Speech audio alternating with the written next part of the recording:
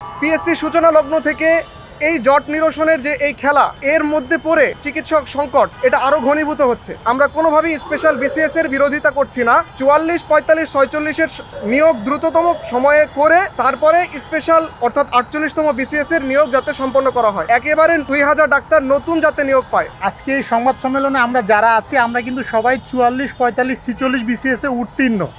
কেউ প্রিলিতে উত্তীর্ণ, কেউ রিটেন পরীক্ষা দিয়েছে, কেউ ভাইভাও দিয়েছে, কিন্তু এটার জন্য ওয়েট করছে।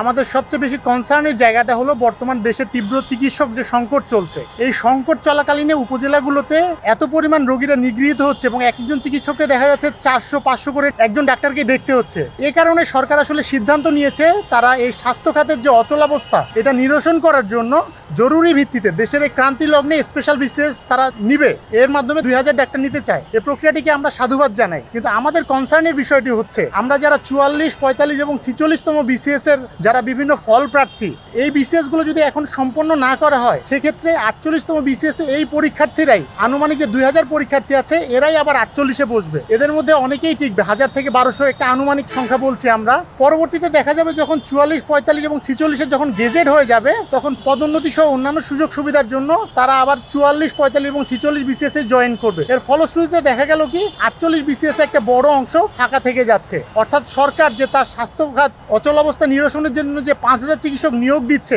এটা আসলে তারা সংখ্যায় বলছে, এটা এক ধরনের শুভঙ্করের ফাঁকি। বাস্তবে কিন্তু আমাদের প্রার্থীদের একটা ওভারল্যাপিং হচ্ছে। 45-এর অনেক চিকিৎসক 46-এ টিকেছেন, 44-এর অনেক চিকিৎসক 46-এও টিকেছেন, 45-এও টিকেছেন। যদি পর্যালোচনা করি 45-এর সিট সংখ্যা ছিল ডাক্তারদের জন্য 950 জন, কিন্তু পরীক্ষা দিয়েছেন 550 জন। 46তম বিসিএস এ পদসংখ্যা হচ্ছে 1682 জন। সেক্ষেত্রে আমাদের চিকিৎসকদের বিভিন্ন গ্রুপ সহ আমরা যে ডাটা কালেকশন করেছি এখানে চিকিৎসকের সংখ্যা হচ্ছে প্রিলি উত্তীর্ণ চিকিৎসকের সংখ্যা হচ্ছে 1500 জন, যাদের মধ্যে অনেকে আবার 44 এবং 45তমতেও টিকেছেন। আমাদের কনসার্নের জায়গাটা এই জায়গাতেই যে এই বিসিএস গুলো সম্পন্ন না করে যদি আমরা পরবর্তীতে সরকার যে 48তম বিসিএস নিতে যাচ্ছে এই পরীক্ষার্থীরাই আবার 48তম বিসিএস এ অংশগ্রহণ করবে। এর ফলশ্রুতিতে তারা 48তম বিসিএস এ টেকার পরে যখন গ্রামে চলে যাবে পরবর্তীতে এগুলোর গেজেট হয়ে গেলে তারা আবার আগের বিসিএস এ জয়েন করবে। এই যে একটা ওভারল্যাপিং এর কারণে রাষ্ট্রের পিএসসির জনপ্রশাসন মন্ত্রণালয় সহ স্বাস্থ্য খাতের যে এত সংখ্যক একটা চিকিৎসকের ফাঁকা থেকে যাচ্ছে এই জায়গাটি মূলত আজকে আমাদের কনসার্নের বিষয়। তাই আমাদের দাবি হলো